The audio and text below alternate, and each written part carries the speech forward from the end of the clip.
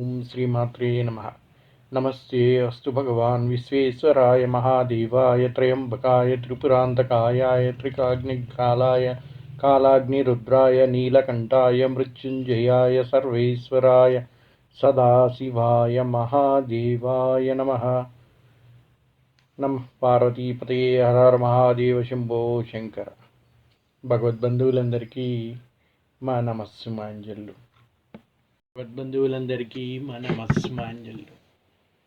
కార్తీక మాసం వచ్చినప్పటి నుంచి అందరూ కూడా ఎంతో చక్కగా భక్తి శ్రద్ధలతో నోములు వ్రతాలు గావిస్తూ ఉన్నారు. చక్కగా పూజలు పునస్కారాలన్నీ కూడా తెల్లవారినే లేచి శ్రద్ధగా తలస్నానం ఆచరించి ఇంట్లో దేవీ దేవతలకు దీపం పెట్టడమే కాకుండా ఇంటి బయట కూడా దీపారాధన చేస్తూ దీపారాధన మాసం నిర్వహిస్తూ ఉన్నారు. అటువంటి ఈ కార్తీక మాసానికి ఎంత ప్రత్యేకత అయితే ఉన్నదో ఈ మాసాంతరం వచ్చే తొలి పాడ్యమికి కూడా అంతే ప్రత్యేకత ఉంది అని చెప్తున్నాయి పురాణాలు. ఈరోజు ఆ విశిష్టత గురించి మనం వర్ణించుకుందాం. కార్తీక అమావాస్య తెల్లవారున వచ్చే పాడ్యమిని పొలిపాడ్యమి అంటారు. ఆ పొలిపాడ్యమికి ఆ పేరు ఏ విధంగా వచ్చింది? పురాణాల్లో ఇంత ఆసక్తికరంగా ఈ పొలి గురించి చెప్పడానికి కారణం ఏమిటి? ఈ పొలిపాడ్యమి రోజు ఏ విధమైన నియమనిష్టలతో పూజా పునస్కారాలు గావించాలి అనేవన్నీ కూడా వివరంగా మనం ఈ వీడియోలో తెలుసుకుందాం. పాడ్యమికి ఎంతో విశిష్టత ఉంది అని చెప్పుకున్నాం కదా. మరి ఆ పాడ్యమి రోజు ఏ విధంగా పూజలు పునస్కారాలు కావించాలి అనే విషయాల్ని ముందు తెలుసుకొని ఆ తర్వాత ఈ పొలి ఎవరు, ఎందుకు ఈ విధంగా ఆమెకి ఆమె పేరు మీద పొలిపాడ్యమి అని వచ్చింది, ఈ పొలి స్వర్గం కథ ఏమిటి అనేది వివరంగా చెప్పుకుందాం. కార్తీక మాసంలో వచ్చే అమావాస్య మరునాడు వచ్చే పాడ్యమిని పొలిపాడ్యమిగా పిలుస్తూ ఉంటారు. ఈరోజు మనం ఇన్ని రోజులు కార్తీక మాసంలో చేసిన దీపారాధనకి ఎటువంటి ఫలితం అయితే లభిస్తుందో ఈ ఒక్క పొలిపాడ్యమి రోజు చేసే దీపారాధనకి అంతటి ఫలితం లభిస్తుంది అని పురాణాలు చెబుతూ ఉన్నాయి. ఎంతటి పవిత్రమైనది ఈ రోజంటే ఆ రోజు వెలిగించే దీపారాధనతో స్వయంగా దేవదూతలే వచ్చి స్వర్గప్రాప్తి కల్పించారంట పొలికి.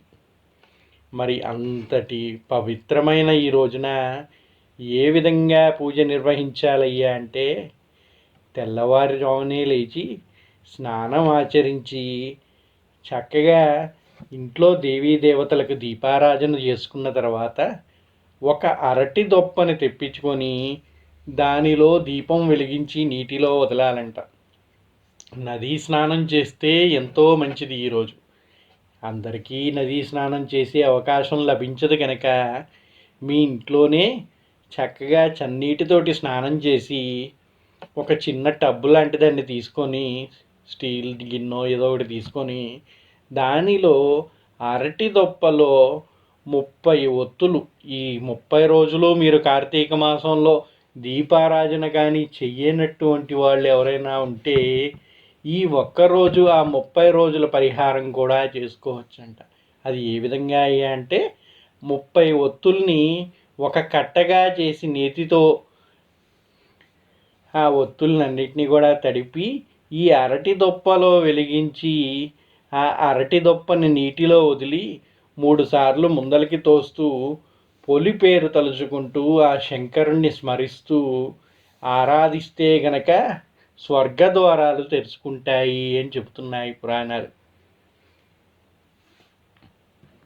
కుదిరిన వారు తెల్లవారుజామునే ప్రాతకాలం లేచి చక్కగా నదీ స్నానంలో స్నానం ఆచరించి నదిలో అక్కడే తర్పణం వదిలి అరటి దొప్పలో నేతి దీపం వెలిగించి వదిలిపెట్టి ఆ శివనామస్మరణ చేసుకోవాలి అని చెప్తారు. ఆ విధంగా చేసుకొని ఆ నదీమాతని పసుపు కుంకుమ పూలతో పూజించాలంట. మరి నదీ స్నానం చేసిన వాళ్ళంటే పసుపు కుంకుమతో నదిలో పూజ జరిపిస్తున్నారు. మరి నదికి వెళ్ళని వాళ్ళు ఏ విధంగా చెయ్యాలయ్యా అంటే, మీరు ఇంటి లోపలే మీరు పెట్టుకున్నారు కదండి ఒక బాంటీ కానీ, గిన్నె కానీ, బేసిన్ కానీ, దాంట్లో నీళ్లు పోసారు కదా, ఆ నీటిని గంగే చ యమునే చైవ గంగా నర్మదా సరస్వతి జలాస్మిన్ సన్నిధం కురు అని చెప్పేసి సర్వనదులు ఆ నీటిలోకి ప్రవేశించాలని మంత్రం జపిస్తూ అందులో కొద్దిగా అక్షితలను వదిలి, పసుపు కుంకుమని వదిలి ఆ గంగాదేవిని స్మరిస్తూ పూజ నిర్వహించాలి ముందుగా. అది నిర్వహించిన తర్వాత ఈ అరటి దొప్ప ఏదైతే ఉందో ఆ అరటి దొప్పలో ఈ నేతి దీపాన్ని పెట్టి వెలిగించి దాన్ని ముందుకు వదులుతూ శివనామస్మరణ చేస్తే కైలాస ప్రాప్తి లభిస్తుంది అని చెప్తున్నాయి పురాణాలు. పొలి దీపాన్ని నీటిలో వదిలిన తర్వాత 3 సార్లు ఆ దీపాన్ని ముందుకు తోస్తూ నమస్కారం చేసి తర్వాత ఈ పొలి కథ గురించి వినాలంట. అది విన్న తర్వాత మీకు ఈ పూజా ఫలం అనేది లభిస్తుంది అని చెప్తుంది ఈ పురాణం. ఈరోజు దీపం వెలిగించి ఈ పొలి కథ ఎవరైతే వింటారో వాళ్ళకి ఇక్కడ ఉన్నంతకాలం కూడా సర్వ దుఃఖాలన్నింటినీ హరింపజేసి సుఖ సంతోషాలని కల్పిస్తాడంట ఆ పరమేశ్వరుడు. ఆ పైన తదనంతరం ఎప్పుడైతే కాలగమనం ప్రకారం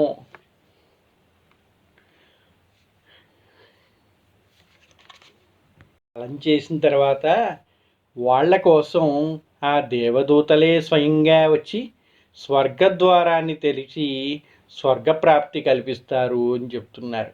అందుకే ఈరోజు పొలిపాడ్యమి రోజు దీపం వెలిగిస్తే స్వర్గద్వారాలు తెరుచుకుంటాయి అంటారు. స్వర్గద్వారాలు తెరుచుకుంటాయి అంటే మీరు దీపం వెలిగించగానే స్వర్గద్వారాలు తెరుచుకోండి. దీపం వెలిగించి ఈ పొలిపాడ్యమి యొక్క కథ మొత్తం విని పూజా పునస్కారాలన్నీ గావించి ఆ శంకరుణ్ణి తలుచుకుంటే మీ తదనంతరం కాలగమనంలో కాలచక్రం కదిలిన తర్వాత మీరు కాలం చేసిన తర్వాత ఆ స్వర్గప్రాప్తి అనేది లభిస్తుంది. అంతేగాని స్వర్గప్రాప్తి లభిస్తుంది అంటున్నారు అంటే మేము ఈ పూజ చేస్తే ఇక ఉండమా అండి అంటే అదేమీ లేదండి.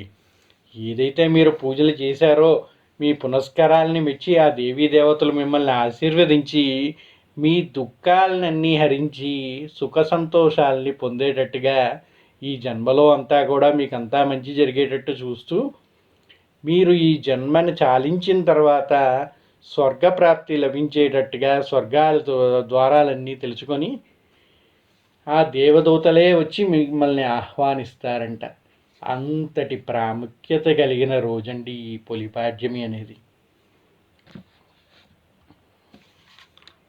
కార్తీక మాసం అంటేనే అందరికీ దీపాలు గుర్తుకొస్తాయి. ఏ ఇంట చూసినా ఏ దేవాలయం చూసినా కూడా దీపాలు వెలుగుతూ ఉంటాయి.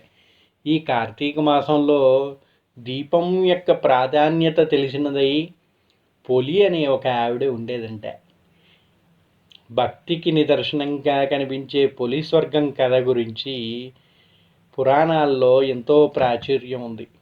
మనస్సులో భక్తి ఉండాలే కానీ ఎన్ని ఆక్షణలు ఉన్నా గుప్పెడంత భక్తితో స్వర్గప్రాప్తి లభిస్తుంది అని తెలియజేసే కథే ఈ పొలి స్వర్గం కథ. ఈ కథ విన్న వాళ్ళకి సమస్త దుఃఖాలు తొలగిపోయి చక్కని సంతోషం లభిస్తుందంట. ఆ సంతోషమే స్వర్గద్వారాలని తెరిపిస్తుంది అంట ఈ పురాణాలు. మరి అటువంటి పొలి స్వర్గం కథ గురించి ఇప్పుడు చెప్పుకుందాం. పూర్వం రోజుల్లో ఇప్పుడంటే ఎవరికి వాళ్ళు సపరేట్గా ఫ్లాట్లలో ఉండిపోతున్నారు కానండి, పూర్వం రోజుల్లో అన్నీ కూడా ఎక్కువగా ఉమ్మడి కుటుంబాలు ఉండేవి. అటువంటి ఓ కుటుంబంలో కోడల పేరే ఈ పొలి. కృష్ణా తీరంలో నివసించే ఓ కుటుంబంలో ఆఖరి కోడలుగా వచ్చిందంట ఈ పొలి అనే ఆవిడ. ఆ కుటుంబంలో అత్త మామ 5 కొడుకులు వారి కోడళ్ళు ఉండేవారంట. ఆ 5 కోడళ్లతో ఆఖరి కోడలి పొలి అంటే అత్తకి ఏమాత్రం ఇష్టం ఉండేది కాదంట. అత్తగారు ఆమెకి భక్తి శ్రద్ధలు ఎక్కువే, కానీ ఆమెని మించిన భక్తురాలు ఎవరు లేరు అనుకుంటూ ఉండేదంట. అటువంటి వారు ఎవరన్నా ఉన్నా ఆమెకి వాళ్ళంటే ఈర్ష్యగా ఉండేదంట. ఈ పొలి అనే అమ్మాయి చిన్నప్పటి నుంచి కూడా భక్తి శ్రద్ధలతో దేవుణ్ణి ఆరాధిస్తూ ఉండేదంట.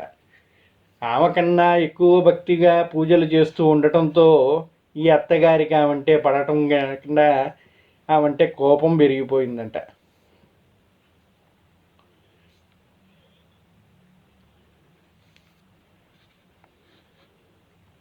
నలుగురు కోడల్ని చక్కగా చూసేదంట. వాళ్ళంతా ఈమె మాటని ఈమె చెప్పినట్టుగా పాటించేవారు.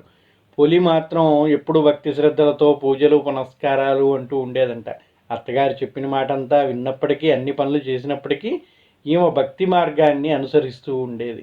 కానీ మిగిలిన నలుగురు కోడళ్ళు కూడా అత్తగారు ఏది చెప్తే అది మాత్రమే చేసేవాళ్ళు. దాంతో ఆ నలుగురు కోడళ్ళని ప్రేమగా చూసుకునే అత్తగారు పులిని మాత్రం నానా ఇబ్బందులు పెడుతూ ఉండేదంట. ఎప్పుడూ సాధిస్తూ వేధింపులు చేస్తూ ఉండేదంట. ఇంటి చాకరీ అంతా ఆమె మీదే పడేసేవారు. పులి అంటే అత్తగారికి ఎందుకు ఇష్టం ఉండేది కాదంటే, ఆమెకి చిన్నప్పటి నుంచి పూజలంటే ఇష్టం. ఈ పులి అనే ఆవిడికి చిన్నప్పటి నుంచి పూజలంటే ఇష్టం అంట. అత్తింటికి వచ్చినా పూజలు చేసుకునేది. కానీ అది అత్తకి ఏమాత్రం ఇష్టం ఉండేది కాదు. కారణం, తనకి తానే పెద్ద భక్తురాలుగా భావించేదంట. తనను మించిన భక్తురాలు ఎవరూ లేరు, నేనే సర్వ పూజలు చేస్తూ ఉంటాను కాబట్టి నేనే పరమ భక్తురాలిని అనే అహం ఉండేదంట ఆవిడకి. తాను మాత్రమే పూజలు చేయాలి, ఇంట్లో వేరే ఎవరూ చేయకూడదు. ఆ భక్తి మార్గాన్ని నేనే నేర్పించాలి మిగిలిన వాళ్ళకి తప్ప నాకన్నా గొప్పగా ఎవరు పూజలు చేయకూడదు అనే విధంగా ఉండేదంట ఆమె మనస్తత్వం. అలా పూజలు చేసే కోడలు పులి అంటే ఆమెకు అస్సలు ఏమాత్రం ఇష్టం ఉండేది కాదంట. కానీ అత్తగారికి చాటుగా పులి తన పూజలు భక్తి శ్రద్ధలతో చేసుకునేదంట. ఇన్ని ఇబ్బందులు పెట్టినా అత్తగారి ముందు కనిపించకుండా అత్తగారు లేని సమయంలో చూసుకొని ఆమె పూజలు వ్రతాలన్నీ ఆమె సాధారణంగా చేసుకుంటూ ఉండేదంట. తనకు అందుబాటులో ఉండే పదార్థాలతోటే పూజలు చేసుకునేదంట. అత్తగారంతా అట్టహాసం చేసి గుడులు గోపురాలు తిరుక్కుంటూ చక్కగా నగలు ఆభరణాలు ధరించి పూజలు చేస్తూ ఉంటే ఈ పులి మాత్రం తనకి దొరికిన వాటితోటే శ్రద్ధగా భక్తితో పూజలు చేస్తూ ఉండేదంట. కార్తీక మాసంలో అందరూ దీపాలు పెట్టుకుంటూ చక్కగా పూజలు చేసుకుంటూ ఉంటే ఈ పులికి మాత్రం దీపం పెట్టుకునే అవకాశం కూడా లేకుండా అత్త పులికి ఏమాత్రం అందనిచ్చేది కాదంట.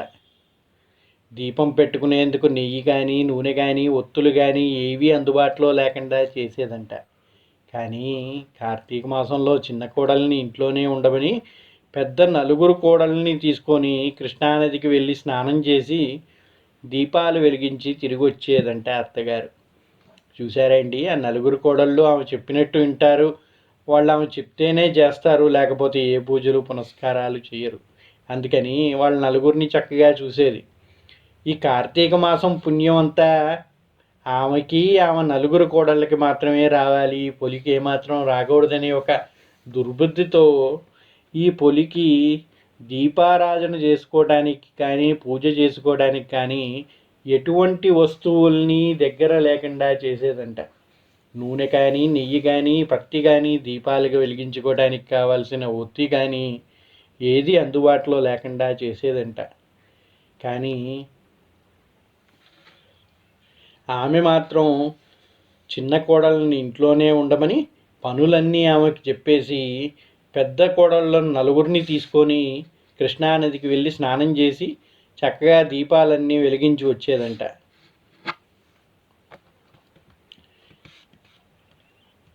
పులి మాత్రం వాళ్ళ అత్తగారు ఎన్ని కష్టాలు పెట్టినప్పటికీ ఇంట్లో ఉన్న చాకిరీ అంతా చేసుకుంటూ ఆమెకి దొరికిన వాటితోటే దీపారాధన చేస్తూ ఉండేదంట.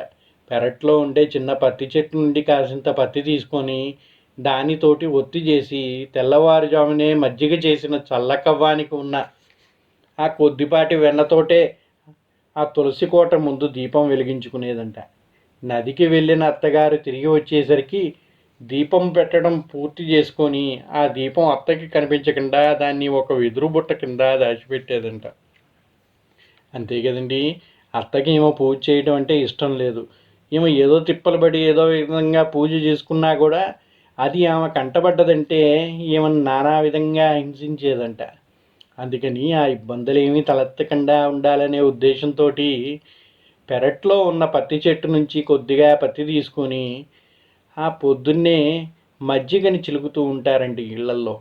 అందరూ కూడా మజ్జిగని తోడేసుకుంటాం, పెరుగు తోడేసుకుంటాం కదా, ఆ పెరుగుని మజ్జిగ చేసి కవ్వంతో చిలికి వెన్నను తీస్తూ ఉంటారంట. ఆ వెన్నని వాడితే మళ్ళీ వాళ్ళ అత్తగారు అది ఎందుకు వాడావంటుంది. అందుకని అలా వాడకుండా ఆ కవ్వానికి అంటి ఉన్న కొద్దో గొప్ప వెన్నను తీసుకొని ఆ ఒత్తికి ఆ వెన్నను అంటించి దానితోటే దీపం వెలిగించేదంట మహాతల్లి.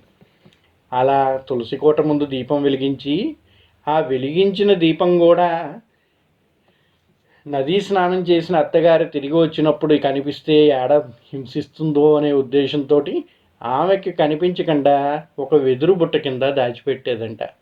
ఈ విధంగా కార్తీక మాసం మొత్తం కూడా ఆమె దీపారాధన చేసుకుంటూ పూజలు పునస్కారాలు చేసుకుంటూ ఉండేదంట. అక్కడే ఉన్న ఒక బావి దగ్గర స్నానం చేసేసి ఒత్తితోటి తనకి దొరికిన గింతంత పత్తితోటి ఒత్తి చేసుకొని ఆ కవ్వాని గంటి ఉన్న ఆ కొద్దో గొప్ప వెన్నను పూసి దీపం వెలిగించుకునేది. ఇక్కడ భక్తి శ్రద్ధలతో చేసేది. ఆమె ఏమి చేసినా కూడా ఏ వస్తువు లేకపోయినా ఏది ఇబ్బందులు ఏమీ తమకి దొరకనీయకుండా చేసినా కూడా భక్తి శ్రద్ధలతో పూజ చేసేది. నైవేద్యం పెట్టడానికి ఏమి అందనిచ్చేవాళ్ళు కాదు. ఆమెకి పూజలు పునస్కారాలు చేసుకోవడానికి పూలు కానీ ఇవి కానీ ఏమీ ఉండనిచ్చేవాళ్ళు కాదు. అయినా కూడా తన భక్తియే ప్రధానమైన తెలిసి ఆ భక్తితో ఈ దీపాన్ని వెలిగిస్తూ కార్తీక మాస వ్రతాన్ని చేసిందంట ఈ పొలి. అలా చేస్తూ ఉన్న పొలికి కార్తీక మాసం చివరి రోజు అమావాస్య రోజు తెల్లారి మార్గశీర్ష అమావాస్య వచ్చిందంట. కార్తీకం చివరి రోజున కూడా అత్తాకోడళ్ళు నదీ స్నానానికి వెళ్ళారంట. పట్టు చీరలు కట్టుకొని దర్పంగా నగలన్నీ అలంకరించుకొని వాళ్ళు నదీ స్నానానికి వెళ్తూ ప్రతిరోజు లాగానే ఎటువంటివి అందుబాటులో లేకుండా చేసి పొలికి ఆమె దీపారాధన చేసుకోవడానికి వీలు లేకుండా చేసి వెళ్ళారంట. పైగా వెళ్తూ వెళ్తూ ఇంట్లో ఉన్న చాకిరంతా వచ్చేసరికి అన్నీ పూర్తి చేయాలని చెప్పి ఆదేశించి వెళ్ళారంట. ఆమెకి సమయం దొరికితే పూజ ఎక్కడ చేసుకుంటుందో అనే ఉద్దేశంతో ఇంట్లో పనులన్నీ మేము తిరిగి వచ్చే వరకు మొత్తంగా ముగించాలి అని చెప్పి ఆజ్ఞాపించి వెళ్ళారంట. పొడి దీపం వెలిగించుకునే తీరిక కూడా లేకుండా చేయడానికి రోజు కంటే ఎక్కువ పనులు కూడా అప్పగించి మరి వెళ్ళారంట వాళ్ళు. ఏమన్నా కొంచెం సమయం దొరికినా ఆమె దీపం వెలిగించుకుంటుంది, పుణ్యం ఏడ వస్తుందో అనే ఉద్దేశంతో రోజు ఆమెకి అప్పగించే పనుల కన్నా కూడా ఇంకాస్త ఎక్కువ పనులు అప్పగించి మరీ వెళ్ళారంట. మేము వచ్చేసరికి ఈ పనులన్నీ ముగించాలి అని ఆజ్ఞాపించి వెళ్ళారంట. పొలి మాత్రం మనస్సు నిండా భక్తిభావంతో ప్రతిరోజులాగానే వెలుగు రాకుండానే ఇంటి పనులన్నీ చకచకా పూర్తి చేసుకొని పెరట్లో ఉన్న బావి వద్ద స్నానం చేసి కార్తీక దీపాన్ని వెలిగించిందంట. అలా ప్రతిరోజు పొలి భక్తి శ్రద్ధలతో దీపాలు వెలిగించే పొలి భక్తికి దేవతలంతా కూడా ముచ్చటపడ్డారంట. ఆహా, భక్తి తప్ప దర్పం లేని ఈ భక్తిరాలు నిజంగా ధన్యురాలు అని దీవించారంట. ఆమె భక్తికి సంతోషించిన ముక్కోటి దేవతలు ఆమెని బొందుతో స్వర్గానికి తీసుకువెళ్లేందుకు ఒక పుష్పక విమానాన్ని పంపించారంట. స్వర్గం నుంచి దిగి వచ్చిన ఆ పుష్పక విమానాన్ని చూసిన పొలి ఎంతో ముచ్చటపడిందంట. భక్తితో ఆ శివకేశవులకు దండం పెట్టుకొని విమానం ఎక్కసాగిందంట. అలా 1000 కాంతుల వెలుగుతో పుష్పక విమానం చూసిన ఆమె అత్తా తోటి కోడళ్ళు ఆశ్చర్యపోయారంట. ఈ అత్తాకోడళ్ళు ఎవరైతే నదీ స్నానానికి వెళ్ళారో వాళ్ళు అక్కడ నదిలో స్నానం చేసి అందరి ముందు గొప్పలు పోతూ దీపం వెలిగించేసి తిరిగి వెనక్కి వచ్చారంట. ఇంకేముంది, వెనక్కి తిరిగి వస్తూనే 1000 కాంతుల వెలుగుతో పుష్పక విమానం కనిపించిందంట వాళ్ళకి. ఆహా, మనం భక్తి శ్రద్ధలతో పూజలు చేశామని ఆ దేవుళ్ళు మనల్ని ఆశీర్వదించడానికి మనల్ని తీసుకుపోవడానికే ఈ పుష్పక విమానాన్ని పంపించారు అని తెలిసారంట ఆ అత్తాకోడళ్ళు. కానీ ముందుకు వచ్చి చూస్తే వాళ్ళు ఎక్కడానికి పంపించారనుకున్న పుష్పక విమానంలో ఈ పొలి కూర్చొని ఉందంట. అది చూసి వీళ్ళు ఎంతగానో ఆశ్చర్యపోయారంట. తమ కోసమే వచ్చిందని చూసి మురిసిపోయారు. కానీ అందులో పులి ఉండటం చూసి ఆశ్చర్యపోయారు. ఆమెతో పాటు తాము కూడా స్వర్గానికి వెళ్ళాలనే ఆశతో వారంతా పులికాళ్ళు పట్టుకొని వేలాడారంట. ఈ పుష్పక విమానం ఏదైతే వచ్చిందో పులిని తీసుకెళ్ళడానికి అది కొద్దిగా ఎగరడం మొదలైంది. వీళ్ళ కోసం వచ్చిందనుకున్నారు, ఆ భ్రమలో ఉన్నారు ఎంతసేపు. కానీ ఆ విమానం చూస్తే వెళ్ళిపోతుంది. ఎలాగైనా వీళ్ళు కూడా పులితో పాటు స్వర్గానికి వెళ్ళాలనే ఉద్దేశంతో ఆమె కాళ్ళు పట్టుకొని వేలాడారంట. కానీ వారు చేసే పూజలో భక్తి లేదు, చిత్తశుద్ధి లేదు. కేవలం దర్పం, ఆర్భాటం మాత్రమే ఉంది. అది గ్రహించిన దేవతలు వారికి స్వర్గప్రాప్తి లభించలేదు అని చెప్పారంట. అదే విషయాన్ని వారికి తెలియజేశారు దేవతలు. పొలికి ఉన్న నిష్కల్మషమైన మనసు, భక్తి వల్లే స్వర్గప్రాప్తి లభించిందని, మీకు ఆ అర్హత లేదని తేల్చి చెప్పారంట దేవతలు. పొలికి స్వర్గానికి తీసుకుని వెళ్ళిపోయారు. వాళ్ళని మాత్రం అక్కడే వదిలేశారు. అలా పొలి మహాభక్తురాలిగా అయి భక్తి ఉంటే ముక్తి లభిస్తుందని నిరూపించింది. ఆ విధంగా ఆ రోజు నుంచి నేటి వరకు కూడా ఆ పాడ్యమి రోజు ఏ రోజైతే ఆమెకి స్వర్గప్రాప్తి లభించిందో ఆమె పేరు మీద ఆ పాడ్యమిని పొలి పాడ్యమి అని పిలుస్తూ ఉన్నారంట. భక్తి శ్రద్ధలతో కానీ పూజ చేస్తే ప్రతి ఒక్కరికి కూడా స్వర్గం లభిస్తుందని దేవతలు దీవించారంట. పొలి కథని విని పొలిలాగా భక్తితో ఎవరైతే పూజని నిర్వహిస్తారో వాళ్ళందరికీ కూడా స్వర్గద్వారాలు తెరుచుకుంటాయని చెప్పి పురాణ ఇతిహాసాలు ఈ విధంగా చెప్తున్నాయి. ఈ నెల రోజులు కార్తీక మాసంలో ఏ విధమైన కారణాల వల్లైనా మీరు పూజలు లోపాలు కానీ పూజ చెయ్యలేకపోయి కానీ ఉంటే అది ఈరోజు మీరు భక్తి శ్రద్ధలతో ఈ పొలిపాడ్యమి రోజు దీపాన్ని వెలిగించి మీ యొక్క దోషాలన్నీ తొలగించుకోవచ్చు అని చెప్తారు పెద్దవాళ్ళు. అందుకని ఈ నెల రోజులు కానీ దీపారాధన చేసే వీలు మీకు కలిగి ఉండకపోయినా 30 ఒత్తులు నెల రోజుకు ఒక ఒత్తు చొప్పున 30 ఒత్తుల్ని కూడా ఈరోజు కలిపి అరటి దొప్పలో వెలిగించి నీటిలో కానీ వదిలి ఈ పొలి స్వర్గం కథ విని ఆ శంకరుడిని స్మరిస్తే వారికి స్వర్గద్వారాలు తెరుచుకుంటాయి అని చెప్తూ ఉంటారు. అంతేకాకుండా భక్తి శ్రద్ధలతో ఏ పూజకైనా ఫలితం లభిస్తుంది తప్ప నిశ్చలమైన భక్తితో మీ దగ్గర ఏ వస్తువులు ఉన్నాయి, వెండి ఉందా, బంగారం ఉందా, మట్టి ఉన్నది అనేది ఏది కూడా ఇంపార్టెంట్ కాదండి. భక్తి ఉండాలి. భక్తి ఉంటే ఏ రూపం లేని దేవుడికి మీ మనస్సులో కనిపించిన దృశ్యమే అనుగ్రహంగా భావించి పూజించాలి. మీరేదో పెద్ద పెద్ద ఫోటోలు తెచ్చిపెట్టో పెద్ద పెద్ద విగ్రహాలు పెట్టుకొని పూజ చేస్తేనో మీకు ముక్తి లభిస్తుంది అనుకుంటే అది పొరపాటు. దేవుణ్ణి ఏ విధంలో ఏ రూపంలో చూస్తే ఆ రూపంలో కనిపిస్తాడు మనకి. ఏ విధంగా అర్చిస్తే ఆ విధంగా ఆశీర్వదిస్తాడు. అందువల్ల పెద్ద పెద్ద విగ్రహాలను లేకపోతే వెండి బంగారంతో చేసిన విగ్రహాలకే విలువ ఉంటుంది, వాళ్ళే దీవిస్తారో అనేది కాదు. మీకు భక్తితో మీ మనస్సులో ఏ రూపాన్ని అయితే తెలిసి మీరు నామస్మరణతో పూజిస్తారో ఆ రూపంలోనే మీకు వరాన్ని అందిస్తాడు భగవంతుడు.